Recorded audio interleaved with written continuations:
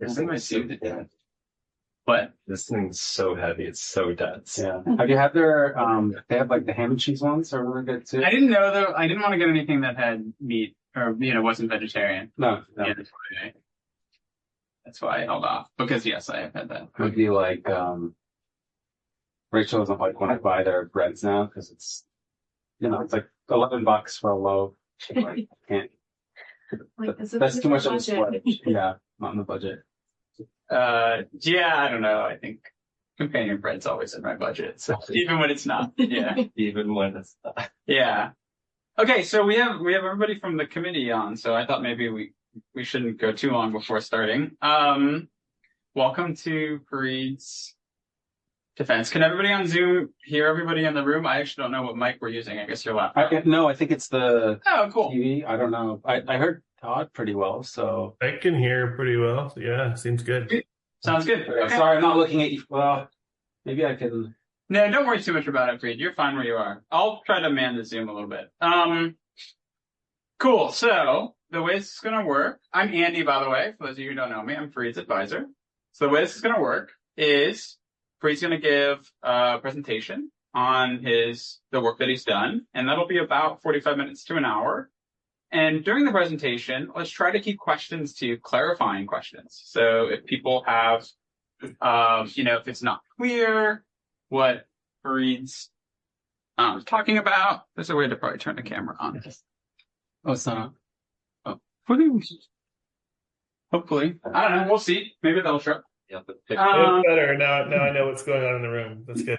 We're here. Okay. So let's try to keep it to clarifying questions during the talk. And, save up your bigger questions or your deeper questions for after the talk. So when Farid ends, then we'll have a session for everybody to ask Farid questions.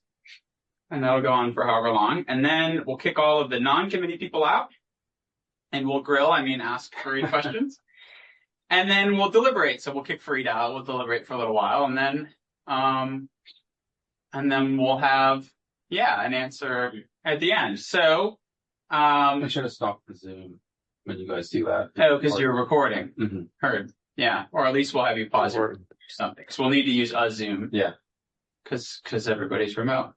So, all right. Without further ado.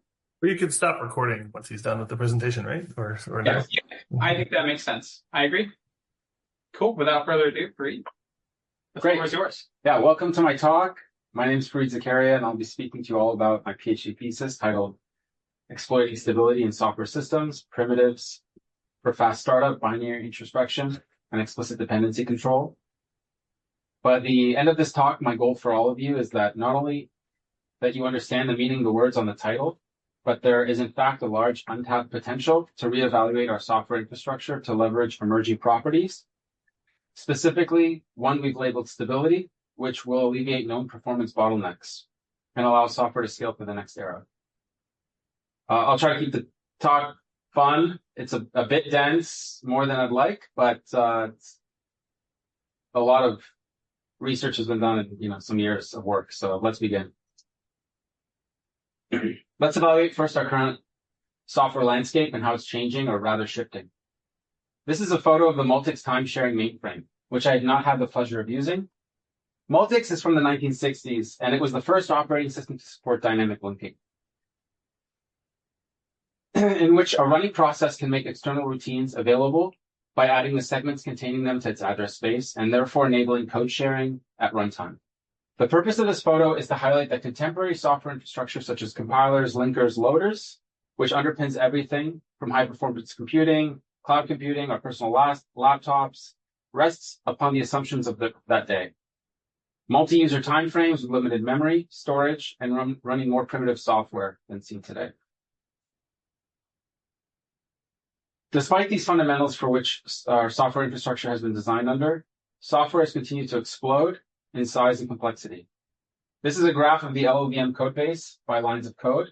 LLVM is a project of a collection of modular and reusable compiler toolchain technologies and compiler technologies. We can see here that it's growing exponentially in lines of code, and as of 2025 has about 35 million lines of code. This growth is not unique to this repository.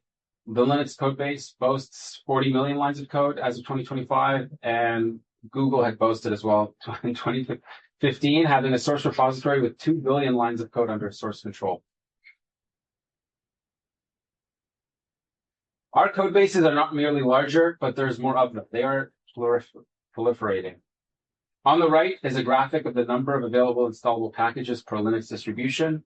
As of April 2025, from the site Rapology, which tracks multiple distributions, Nix packages boast over 100,000 unique packages.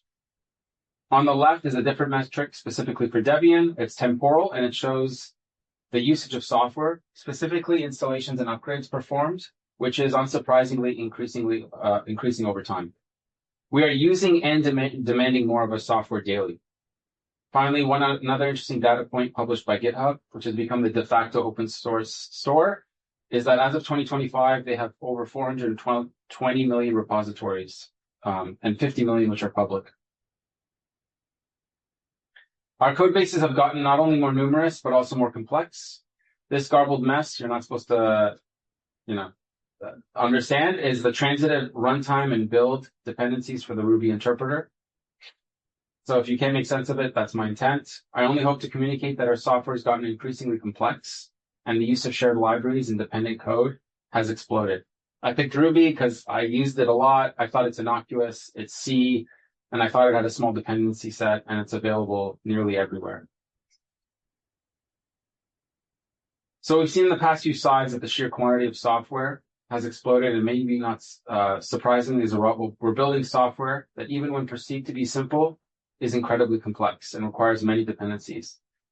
To add insult to injury, although software has gotten more complex and numerous, our ability to specify it, the specificity of it, has remained low. As a proxy, here's a graph of all packages available within the Debian distribution and how they specify their dependencies. This is a data point we grabbed by scraping the Debian's release package list and parsing the metadata file for each package. So package authors, when they submit packages to Debian, must include version requirements for their dependencies. These may include version requirements. These version requirements form a satisfiability requirement set that must be present for the package authors, for the package to function as indicated by the author. You can see here that nearly 3/4 of them are unspecified and unversioned. You might ask yourself, how does all this software work? These packages work because and only because of the maintainers of Debian, in the case of Debian, diligently and manually ensure that the graph of packages in a given distribution build, link, and work together. That's an incredibly impressive feat, but means that an immense amount of knowledge about the needs of all these packages is implicitly encoded and unenforceable in software. This cost is also paid repeatedly by other distributions. You, as a user, are ultimately locked into a single monolith set that makes this all possible.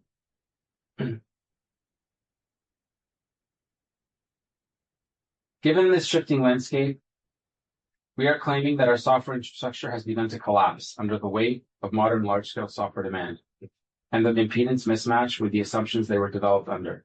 It's led to 3 emerging problems: performance bottlenecks, specifically during application startup, limited observability into runtime behavior and dependency bindings, and furthermore, we've complicated dependency management, or better known as dependency chaos or dependency hell.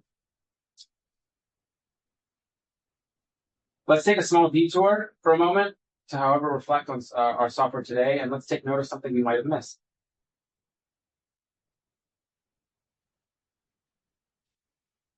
It's a truck outside.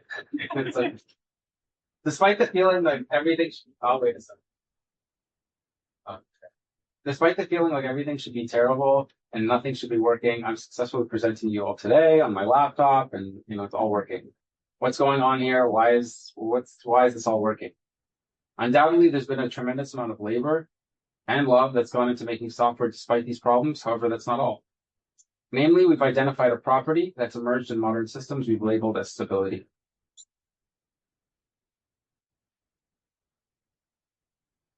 A variety of tools and methodologies exist to manage software deployments, ranging from traditional package managers, apt-get, yum, brew, I guess if you're on Mac OS, image-based systems, OS tree, Docker containers, and emerging declarative store systems such as Nix and SPAC.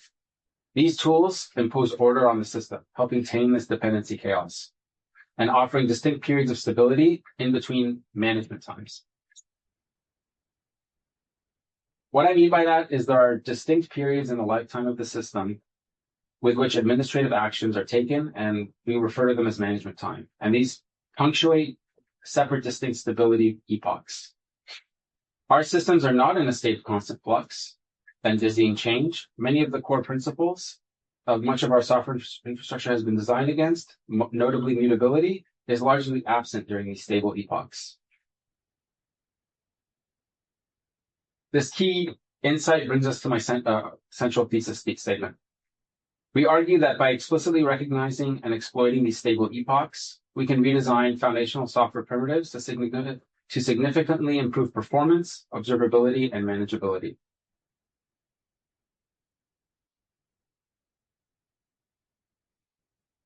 To address these limitations and substantiate the thesis, I'll present three core contributions: explicit dependency encoding via shrink wrap, relational model for executable file formats via SQL ELF, and finally, materialized relocations via Matter.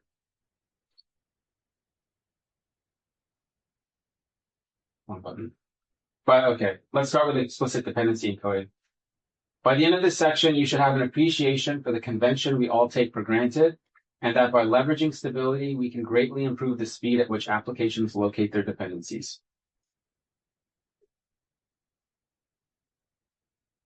Let's begin. Shared libraries are a way for processes I've mentioned to discover symbol resolution at runtime. They're a vestige of that time in the 1960s, that Multics era, when disk and bandwidth were at a premium. There was a benefit to having all dependencies to a particular library resolved to a single file within your system. It made updating the copy extremely cheap and easy, and it provided a convenient way for system administrators to update their systems for security updates. I include a quote here as well, that although shared objects sound like they are panacea and they have many benefits, they bring some inherent problems that I'll go over in the upcoming slides. You're not meant to read the quote, and I won't spend time reading it, but the viewpoint I want to echo is it's not unique. The quote here is from Linus, from Linux. He's infamous for these spicy takes on everything. And this thread lives up to that infamy, and he's quite heavy on this viewpoint, namely that shared libraries are not that panacea they're made out to be, and oftentimes, especially now, that cost outweighs the benefit. They are undoubtedly, however, prolific in our ecosystem, and nearly every Linux distribution, save for a mere handful, possibly less than 5, distributes software without shared libraries. So we must understand how they work, and they're pivotal. Returning back to shared objects, poking even deeper at the problem, the way in which shared libraries are loaded for dynamically linked executables have a slew of confusing semantics, bespoke conventions across toolchains, and inconsistencies that lead to challenging bugs. I spoke a little bit about those benefits, but that quote mentioned there's also misery. One main drawbacks of shared libraries are that it's unclear how they should find their dependencies, meaning other shared libraries they need. I list a few possible mechanisms: LD library path, environment variable you may set, run path and rpath, which are stamped on the binary itself, or well-known directories. Rpath and run path are interestingly part of a specification known as System 5. LD library path turns out to be that of convention, although a widely used one. The table on the bottom right shows how these semantics can be confusing in their ordering, and whether their values propagate to their children, meaning down the dependency graph as further dependencies are searched. Rpath and runpath could also be specified both on the same binary, so the matrix is even larger. How are these libraries typically resolved in a conventional Linux system? Most often, these systems utilize a convention known as FHS, or File System Hierarchy Standard. These are well-known paths. Maybe you've come to know and love etc, lib, and so forth. And they're prominent, again, when storage was at a premium and single file place upgrades for the system was preferable. Unfortunately, it comes at a cost. It treats the file system as global mutable state, despite that emerging stability property, and requires that all codes resolve within a single graph.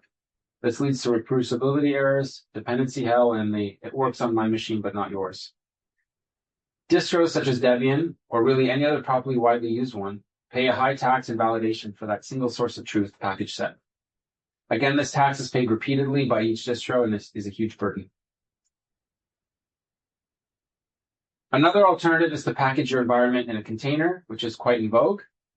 Although that does guarantee an amount of reproducibility, it does so only a particular moment in time. It is, in fact, a snapshot of the problem and the state of the system. If you make any changes to the system, you risk performing unknown changes after the fact and have to revalidate the correctness of your setup.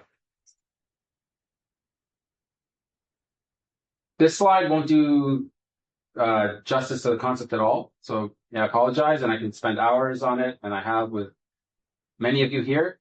But in order to add reproducibility to the world of software, an idea had emerged in the 2000s from a thesis. The idea was to nest all software within a single root, which includes a cryptographic hash in the name, so similar packages could live side by side. And furthermore, we restrict all dependencies to within that root. In order to accomplish dynamic linking, in fact, this relies on the RPath and RunPath feature I mentioned earlier, which supersedes the file system hierarchy standard lookup in order to force this constraint.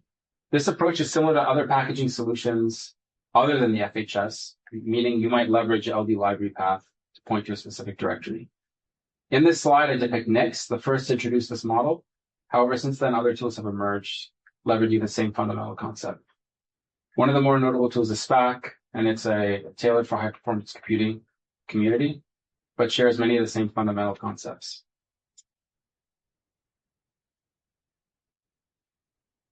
So even with Nix, despite the more robust dependency management solutions, library discovery still has remaining pitfalls.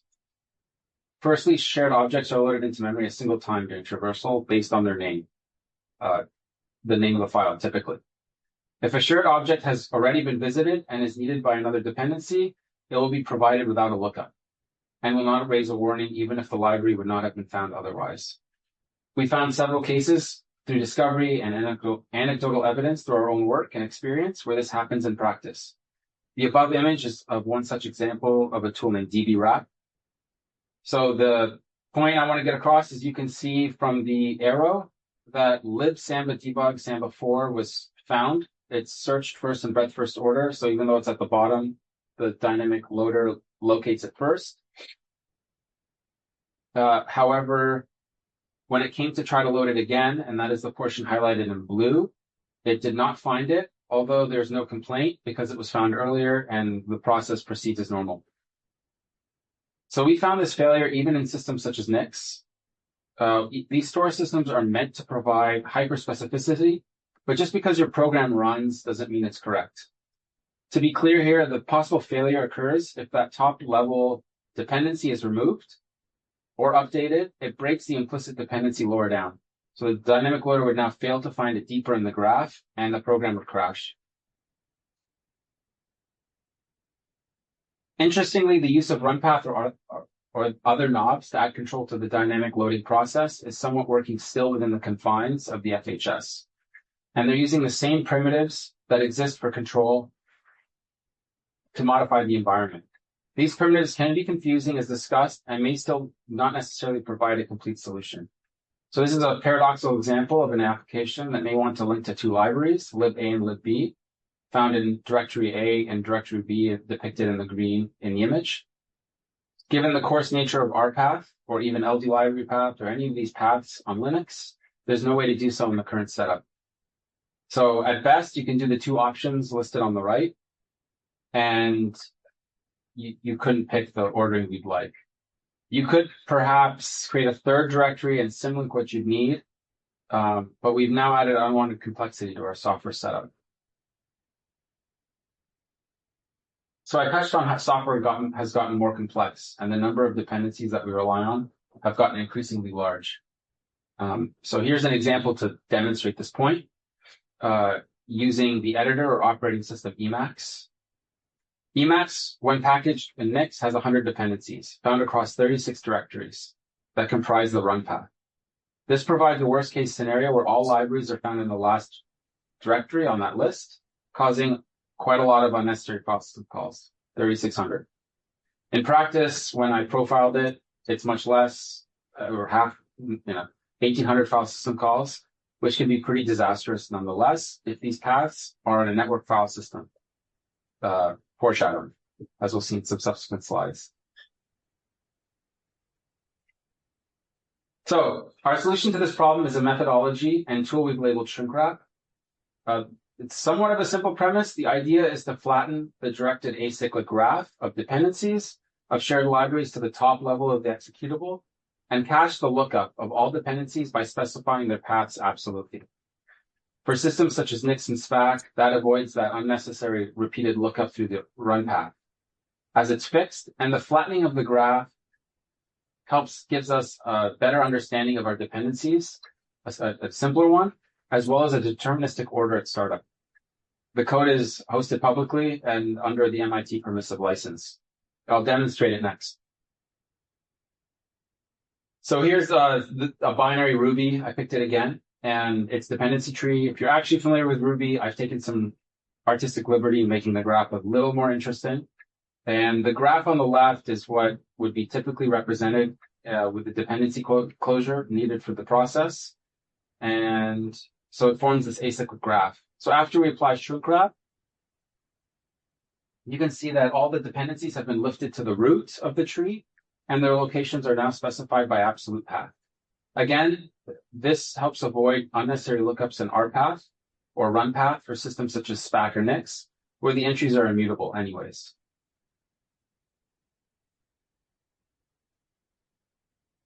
For our evaluation, we continue with Emacs.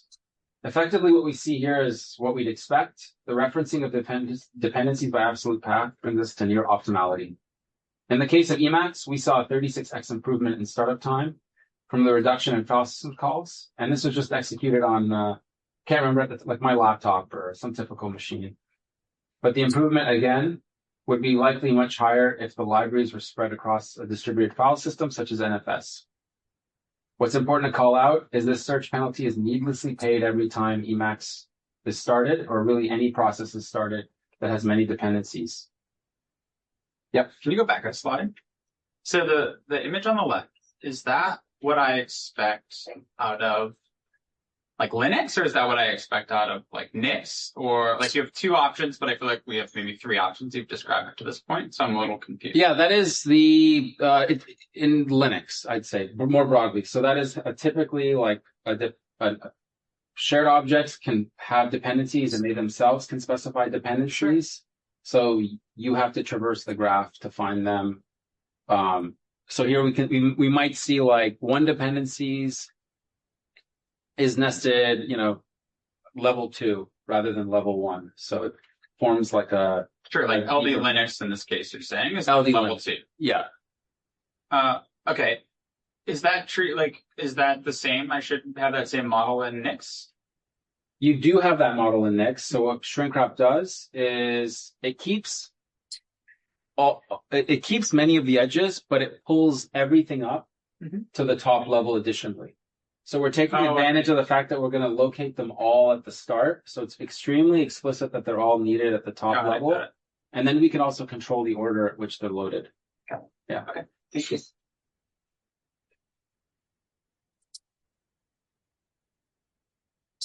To get a more HPC-oriented viewpoint, we ran Pynamic, developed by Lawrence Livermore, National Laboratory. So Pynamic simulates physics software, and it's used at LNL.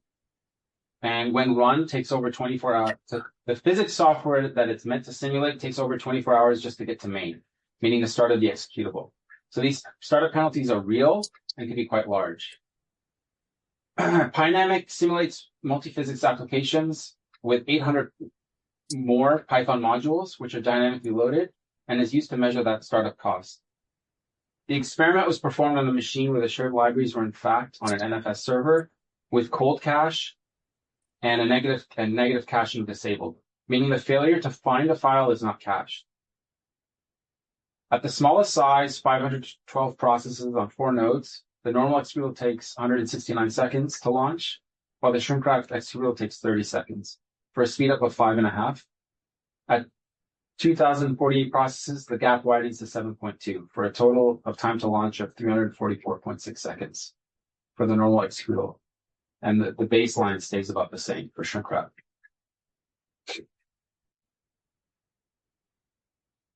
Okay, what's the catch?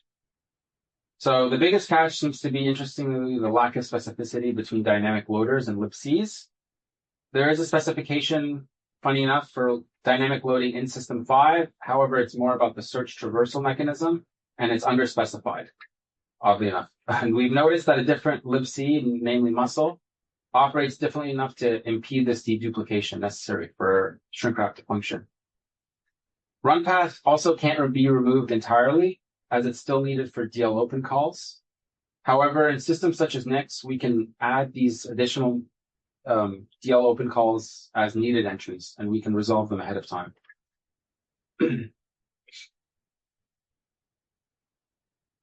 Next, let's speak about the ways in which we introspect our binaries and how that can be improved. While the growth of software dependencies simplifies software development, it greatly complicates system administration. Given the number and complexity of relationships between software dependencies, it is difficult for system administrators to maintain system health. The single graph of installable software packages many Linux distros opt to leverage is partly due to help curb that burden of administrative tasks during management time and helping understand the system. The purpose of shared libraries is to share code.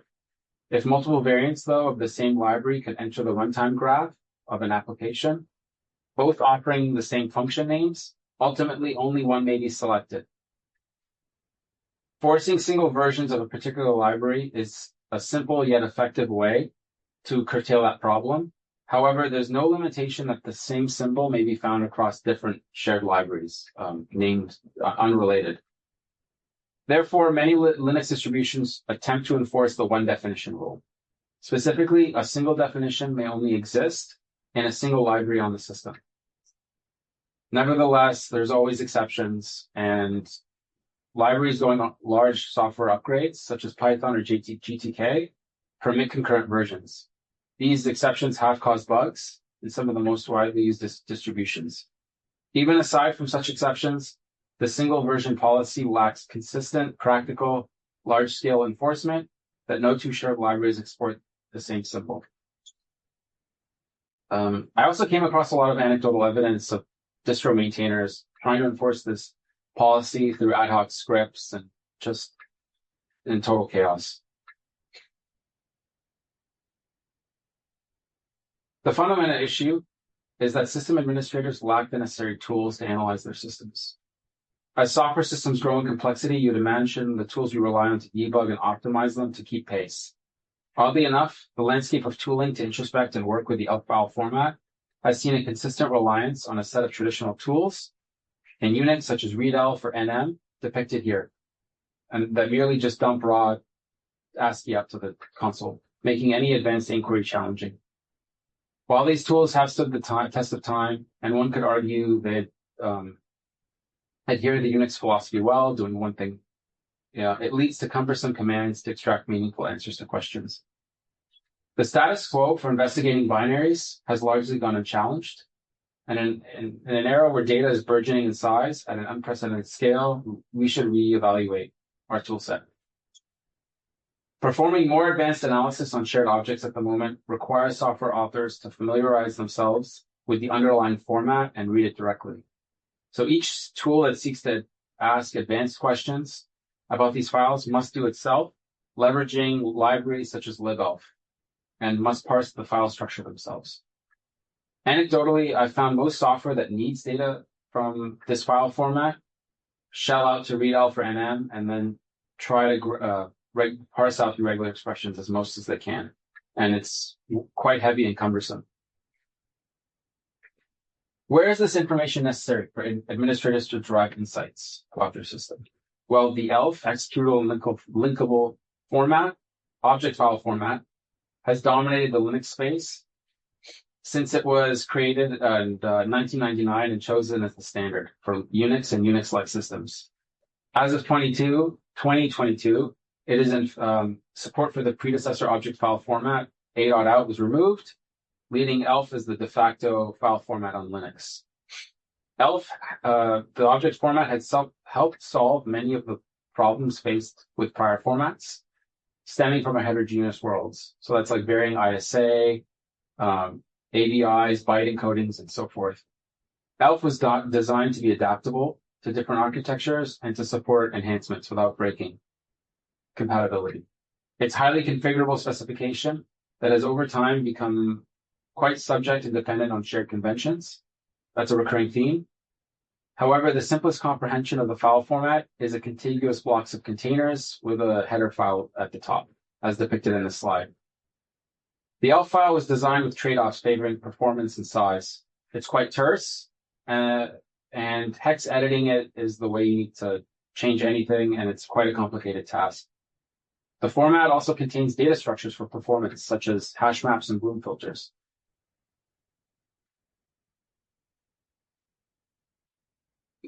Declarative languages have long held a significant place in data management systems, epitomized by the widespread use and adoption of SQL by nearly every relational database and system in existence. We've developed SQL-ELF, which is a SQL query engine for the ELF file format. It provides a relational schema that at minimum mirrors the format. However, it includes augmented tables to simplify analysis alongside the capability to materialize additional views on demand. The underlying data can be taken as a snapshot as a SQLite database, allowing offline analysis.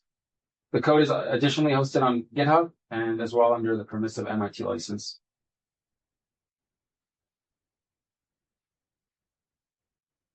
There is a base schema available that SQL-ELF exposes, and it has clear mappings to portions of the ELF file format. With additional abstractions we had come across, such as single string tables, or offering the disassembled instructions to simplify queries. Once again, the beauty of SQL is that further enhancements can be made on demand as needed and layered above the base model through virtualized tables, which may be materialized if needed. The examples are limitless, but I'd like to highlight a few interesting ones we come across through our exploration of the tool. Here's a use case that was offered to me from one of my ex-colleagues at Google. They had some tooling that broke down. They assumed an invariant that no two symbols could occupy the same area within an ELF file. So symbols have a position as well as size. They had to write custom code to handle checking the invariant and run it across all binaries. With SQL-ELF, we could write an equivalent query and check for that requirement. Can you elaborate, like, why do they have this requirement? That part wasn't clear. They just, someone had broken some invariant and it caused a large outage and a bunch of tooling because it was stuck in the pipeline, like checking for. Do they have their own loader or something that has this rule? They do. Trying to hypothesize. Yeah, they have, their binaries are so large, which I'll get into subsequent slides, that I know they do further optimizations on binaries, so it could be part of that. So one is they relocate code segments and they do additional analysis on their binaries. Got it. So yeah, I don't have further insight into why they had that invariant. Yeah. Sure. Yeah, it just feels really low level, but okay. Yeah, I mean the invariant makes sense for me to demonstrate that I can find this invariant. Sure. You have to write like compiler intrinsics to basically force symbols to overlap. Mm-hmm. So it might be just correctness checking, like sanity, that somehow was broken. Like if you write raw, I think if you write raw ELF files, you can do it. So yeah. I assume if I include a label in my code, I don't know how that gets copied down. But no, those aren't symbols. Yeah. So it's like functions. I had to do it by writing a function within a function. Okay. And then force the compiler to do something. Sure. It was quite intricate. This doesn't sound like it's something that you would normally do or like correct behavior. Like when would you even want symbols to overlap? I think they were checking that they don't. So they have a bunch of invariants that they want to validate are met. So I don't know how it got to the place. Yeah, somewhere in Google's 2 billion lines of code, somebody wrote something that. 5 weird lines of code. Yes. Yeah. Sure. All right. Here is what is often the case for how code typically interfaces with ELF on the left. So this is executing NM. It's like readelf, and it's performing a series of regular expressions over the output. This code snippet is actually from a tool called elfdiff, funny enough, and it's designed to highlight differences between ELF objects. So with a declarative language such as SQL, we can condense this down from, I don't know, something on the order of like 60, 70 lines to 20 on the right. I've demonstrated these past examples running SQL ELF on binaries. However, the neat thing about the relational model is you can think about the data in terms of tuples. The schema can easily handle multiple binaries by adding a column to identify the binary itself. And we've unlocked a way to do an aggregate analysis beyond the traditional tool set. It's possible now to ask questions relatively easily about what is the most used symbol, what is the most used shared object, and so forth. As we'll see, this can help us check if we're in violation of ODR, one definition rule, for a particular binary across the whole system. With that in mind, here's a relatively simple query to assess whether there are any symbols in a full dependency closure. So this is for one binary, but across many shared libraries, which may be shadowed or interposed, which is as it's known in the compiler world. So a shadowed symbol is one that's exported by 2 libraries. Again, only one may be selected. So anytime this occurs is likely a potential area for a bug. Unless you were doing it explicitly using LD preload, which is what it's designed to do, and it's taking advantage of this property. So this SQL query can greatly aid in administration of the one definition rule we mentioned earlier. One more final example for good measure. This is the code within the muscle dynamic loader itself that needs to count symbols within an ELF file. The code must account for various data structures that I mentioned within the ELF that's quite complex, and such as hash tables. And again, we can offload all that processing to the query engine and replace it with a concise SQL statement. Nope, too fast. How does this approach look like in practice? Since the space of possible queries is limitless and we can allow arbitrarily complex queries, I tried to choose an apples-to-apples comparison and compared it with readelf, which is the standard tool for parsing information from an ELF file. So we perform a query, count of all symbols present in the file, which equates to a single scan. The graph on the left shows that as the number of symbols grows, SQL ELF does get prohibitively more expensive. Please note the y-axis is logarithmic. There are a few reasons for this, but the largest proved to be the language we implemented SQL ELF in, which was Python. So it pays a heavy cost entering and exit the VM boundary. We can, however, yeah. I have a quick question about this. Just a quick question. So presumably like readelf, when you run it, it's reading the ELF file directly. So it's sort of doing the ETL, and that's counting in the time. Are you re-extracting all the data from the ELF file every time you run SQL ELF, or have you amortized that? Well, this page will go into the amortization. So the baseline is I guess my question is it apples to apples? Because I feel like when I look at this, I'm like, well, if you've already loaded the database, then readelf is doing the extraction every time, and you're not, right? Yeah. So the baseline is it's on demand, so it's not materialized. But I'll go into this slide. Oh, okay. So you are doing the extraction every time. So it is apples to apples. Okay, thank you. Yeah, but there is a memoization variant, which I'll cover. And then, yeah, and it'll leverage stability. But yeah, so I'll try to be clearer there. So yeah, we can, however, this is where I was getting. So it is slower, SQL ELF, but we can safely persist the data in SQLite to effectively memoize that data, basically on account of stability, which when accessed directly outperforms readelf, as shown by the SQL ELF memoize line. This has the added benefit that also any analysis can be done outside of SQL ELF itself using any native SQLite 3 client, avoiding that penalty of the fact that we wrote the tool in Python. Now, how problematic are ELF files with symbols on the order of 100,000? On the right is I surveyed a stock Ubuntu image and created a histogram of the number of symbols found across all the shared objects found on the system. Rarely on the stock image do files go above a few thousand, and in fact only had a single file, an ELF file had 21,000 symbols. So the histogram on the right is normalized, and it includes roughly 1,600 unique files. So it should be in practice okay. However, there are definitely files that push this boundary, which is the next part of the talk. And at my time at Google, for instance, I encountered files with symbols in the many millions. And that has its own performance bottlenecks. So while SQL Alpha may be adequate at the moment for many files found on a traditional Linux distribution, it requires more improvements or the memoization to handle larger ones. Again, this memoization feature is possible on account of stability and can be generated during management times and persisted.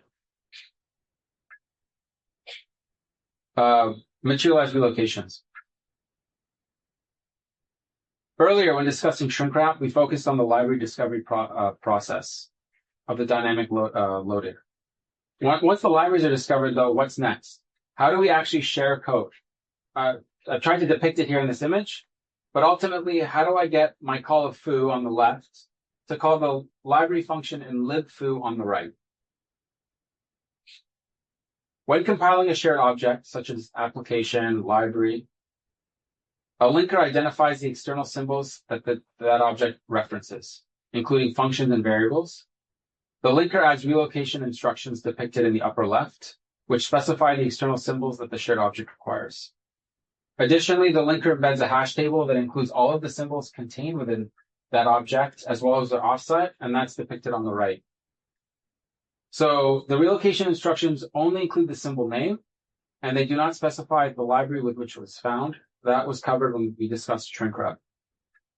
When running an application, the dynamic loader must process all relocations for the application to function.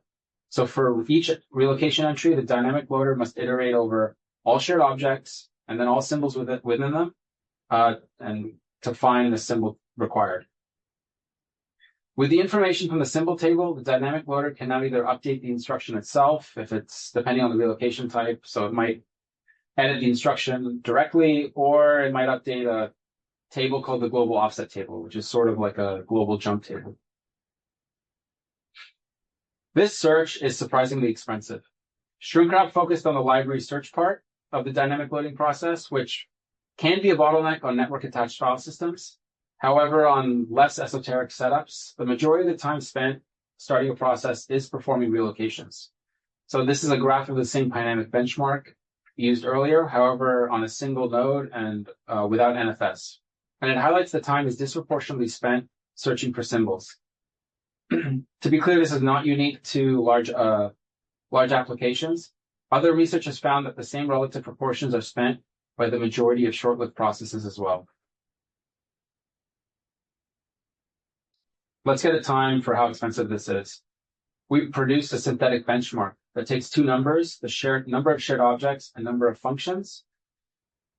And the main executable references all functions, so they all must be relocated and bound.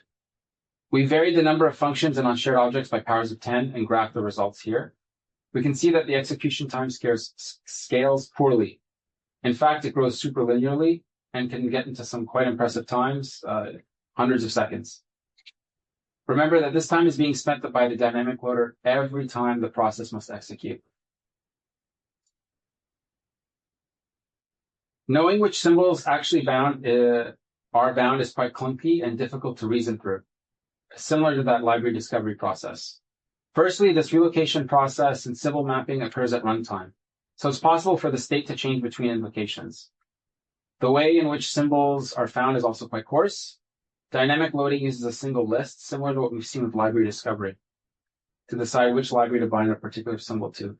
This limits flexibility of composition of desired symbol mappings and may make some combinations paradoxical. So here's one paradoxical example depicted on the slide that's infeasible in today's Linux dynamic loading infrastructure. So we would like to bind foo from lib A and bar from lib B, but in fact may only take both from a single library in any ordering.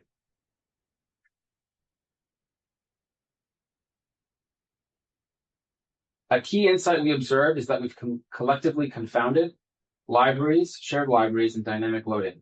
Many of the benefits we attribute to shared dynamic loading, code reuse, security updates, reduced network and disk bandwidth, can be attributed to shared libraries, and that it is possible to leverage shared libraries while eschewing many of the deficiencies of dynamic loading. We propose stable loading, which is an alternative loading technique that leverages that epochs of stability we mentioned earlier within a system to calculate the necessary relocation mappings during management time. This decouples the symbol resolution from execution time. The pre-calculation of symbol mappings allow us to introspect as well the accurate relocation mappings, allowing us to improve dependency management and system comprehension. Our implementation of stable loading was named Matter and was built using the dynamic loader, and we leveraged Nix for stability. A notable improvement to our approach to materializing relocations is that it works despite address space layout randomization, or ASLR, which had thwarted other attempts in the past at pre-calculating relocations such as prelink. Using that same benchmark earlier with increasing shared objects and functions in powers of 10, we applied stable loading. Stable loading improves all scenarios with which there are about a few thousand total functions. Again, total functions is the number of functions multiplied by the number of shared objects in my graph. For cases with less than a few thousand total functions, we observed a slight slowdown, and those are marked in red. And that's likely due to an mmap call outweighing the symbol search when it's small enough. I do want to stress, however, that the stable loading can be selectively enabled where it makes sense. So you can just get the benefit where it's green. We then applied Matter to 3 additional benchmarks. First is Clang, that LLVM compiler project mentioned earlier. And we leveraged a workload, the Anga benchmark, which is a collection of 1 million C files, and compiled 1,000 random files for each iteration. We then applied Matter to LibreOffice and evaluated the startup time. Finally, we leveraged Dynamic in the big exe configuration, which we also used in Shrinkwrap. When Matter was applied to all applications, we observed speedups and had a geometric mean speedup of 2.19. These 3 workloads were chosen because the applications have notably many relocations across many libraries. Again, we're trying to find applications and workloads that get us into that top right quadrant of the earlier graph. The previous benchmarks, though, include running the application code as well, which, if long enough, make negligible any startup performance benefit. But we were curious to benchmark the exact startup improvement with stable loading when applied. So we accomplished this by including an interposition library. Again, that's via LD preload. So that's that shadowing capability mentioned earlier for those same 3 benchmarks. And what we did was effectively zero out the main method. So it returned instantly. Matter provides, as expected, a more pronounced improvement when we isolate startup. Matter accelerates application startup now between a factor of 1.38 and 8.78, with a geometric mean speedup of 2.96. Again, the dynamic benchmark is standout, going from 30 seconds to start up and relocate symbols down to 3.5 seconds. Again, this cost is paid by every time the application is started repeatedly.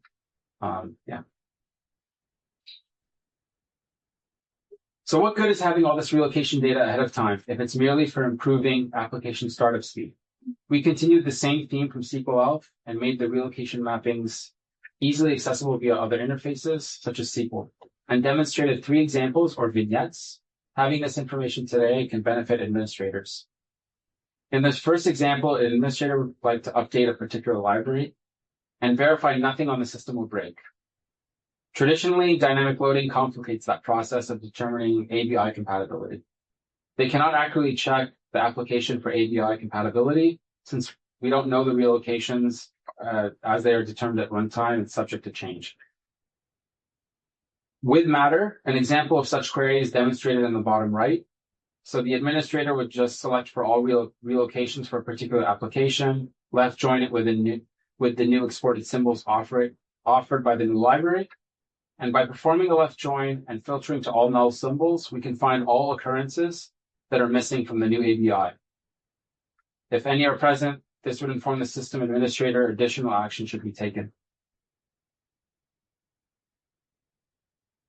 We expound upon with 2 more vignettes. Second, CVE auditing. Administrators can precisely detect exposure to vulnerabilities.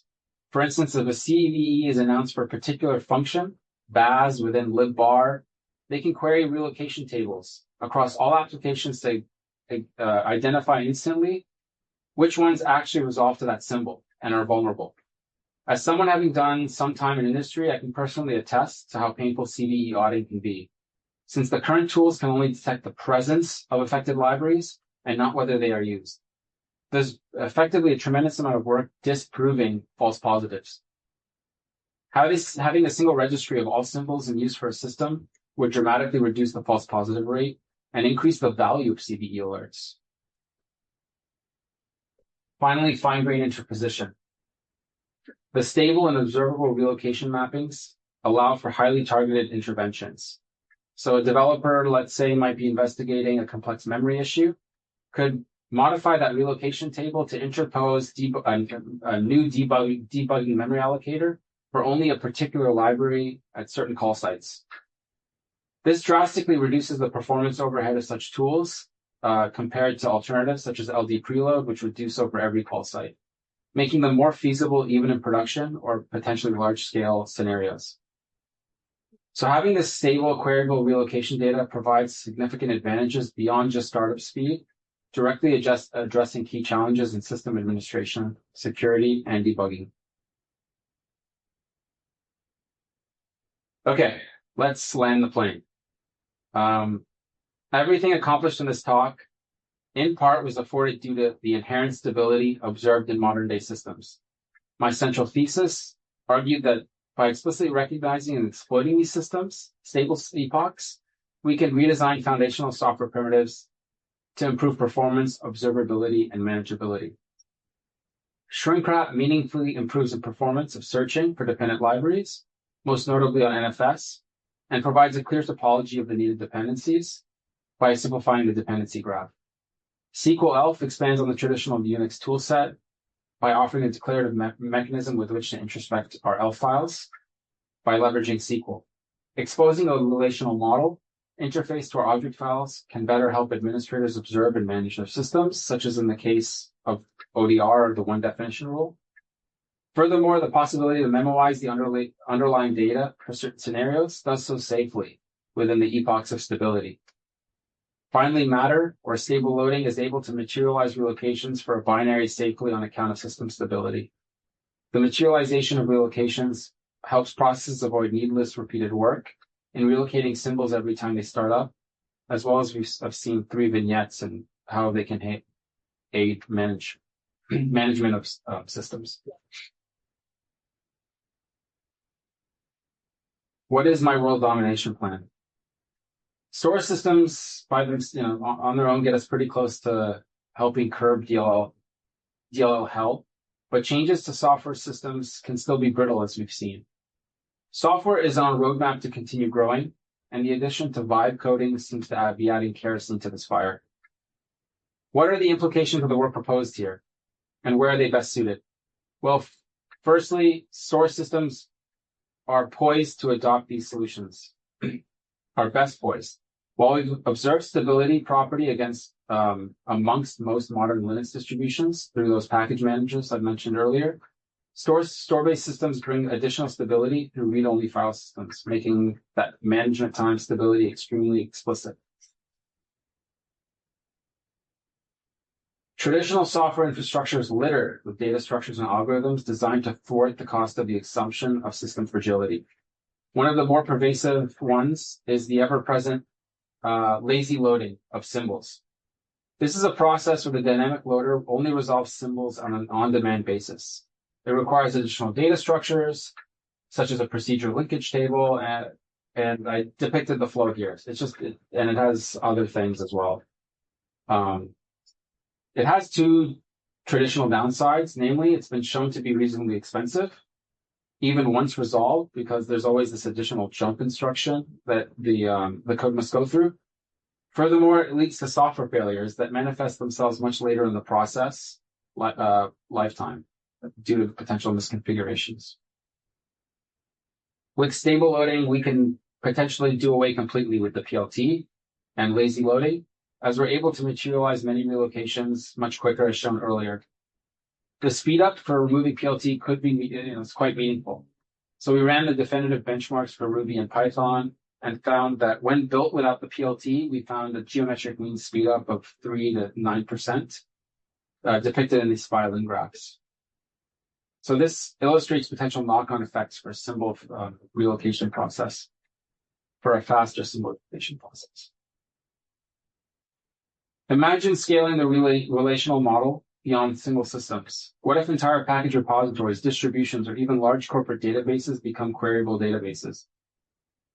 For instance, we created complete snapshots of Linux distributions via SQL ELF that were browsable on the web. This could facilitate proactive security, such as searching for vulnerable code patterns or risky dependencies, policy enforcement, and large-scale maintenance.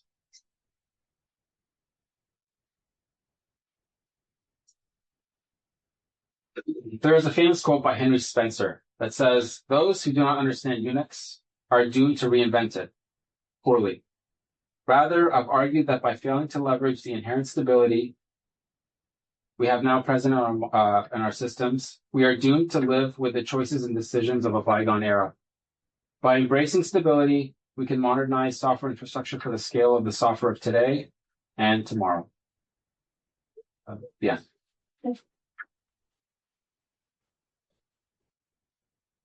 Awesome. Great job, Farid. Yeah. So if people I think maybe no, you're fine to keep sharing. I think people might want you to go to a specific slide number. I don't know. So people in the audience have questions, especially if you're not in the on the committee, then now would be a great time. Maybe we can go around and ask questions. I normally save all my questions for the committee only thing rather than doing them in public, but Spicy questions. No, not at all. I just I don't know.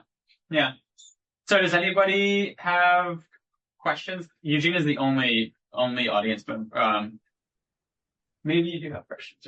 I guess I don't know. I do not have any questions. I'm about a rapid fire questions then. Otherwise, if people online, you're obviously welcome to. I have a question. Go for it. My question is, have you thought about how some of these issues and these solutions might apply to bytecode emulator systems like the JVM or WASM, for example? So I mean, fundamentally, everything has a level of leverages C, which has all these inherent properties. So in the case of shrink wrap, I mean, a good example was Nix had a problem where the JVM would want to use DLOpen for some shared libraries and had a bug where they were searching those same shared directories by convention in the FHS. So, many think that like you could avoid a lot of these problems when you jump to an interpreter or the higher abstraction. And, the case in point is like you're still bringing in all these system dependencies. They're just more obfuscated how you're getting to them. So that there's still meaningful benefit to them there. I think you could apply, and they've all leveraged the same problem. Let's take Python as the next one. They all use coarse semantics in terms of paths. So they're all colons delimited lists of paths. So Python path, your class path, and the search through those suffers many of the same challenges as some of the work we expound upon here. So you can take the concepts and apply them more generally, and they would help. Yeah, Mark. It was great. Thanks for the presentation of the discussion. I'm curious to know, does the use of DL open have an impact on the definition of management time? Because there's I could see that going both ways.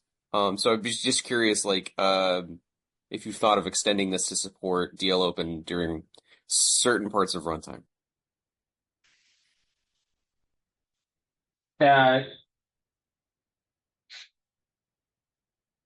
Let me see if I can rephrase the question. How could we expand it to support DL open, or what are the thoughts of DL open in terms of management time? And I think both. It's kind of I have two parts to that question because, like, I can make the claim that DL open, the use of DL open in a Python script could be perfectly fine in management time if you do all of your imports at module scope, because that means that they don't change on different runs of a Python program. But if I'm doing an import inside of a Python function, right, then DL open might happen sometimes and it might not happen. So I'm curious to know, like, did you find that you were able to accommodate certain uses of DL open and not? And then for the ones that you couldn't accommodate, what do you think about that? yeah, I was, a lot of the work I'd done was within leveraging Nix to provide stability. And in Nix, the use of DL open is a lot simpler to wrap around.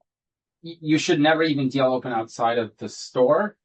And so all the libraries must be made available anyways ahead of time. And there is this ongoing effort you could remove them, the DL open, and add them, tried to mention in the slide, to the needed list so that they could be resolved on startup immediately, like better guaranteeing that all the dependencies are present.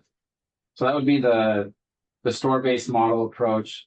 I think just philosophically, management time, many of these that DL open also presume this mutability of systems, and then we're trying to show that basically systems are a lot more stable through the use of package managers that many of us use to interface our systems right now, and that even many of those DL open calls can be shifted away.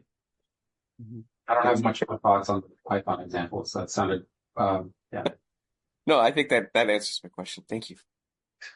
I don't have a question so much as a comment. Am I allowed to make a comment, or do I have to ask questions? Does Farid have to answer all the questions?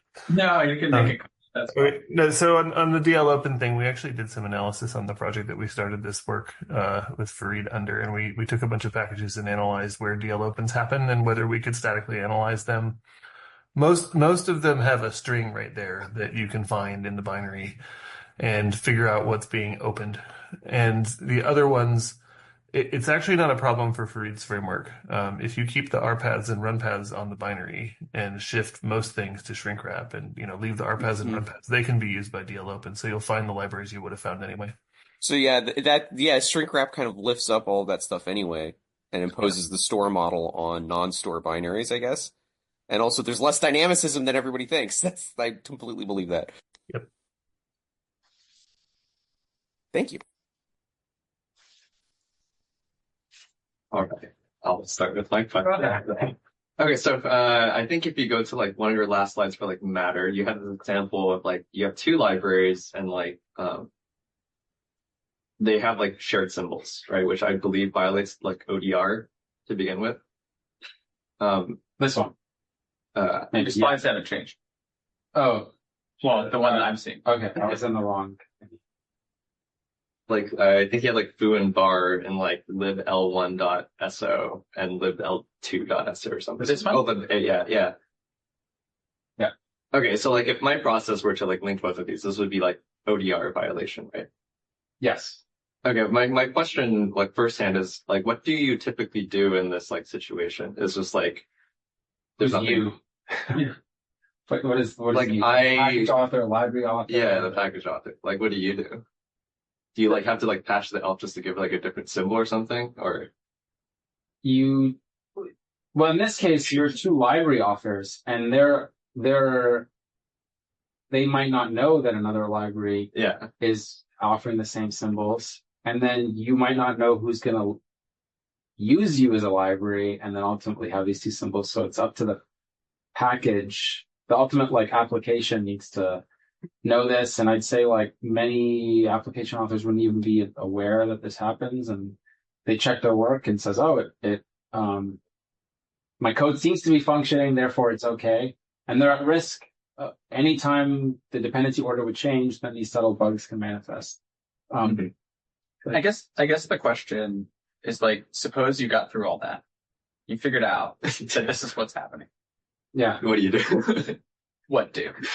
But yeah, so there's no formal process. This is just anecdotal. The forums I've browsed on Linux, someone raises it and they say, hey, these two libraries share the same symbol, and they effectively have to force namespacing.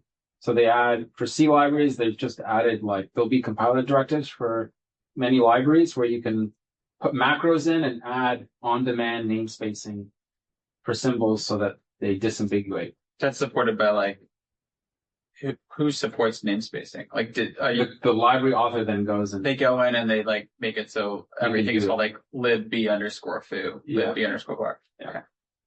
Okay. Again, that like ties into my like I guess like bigger question that's like more abstract is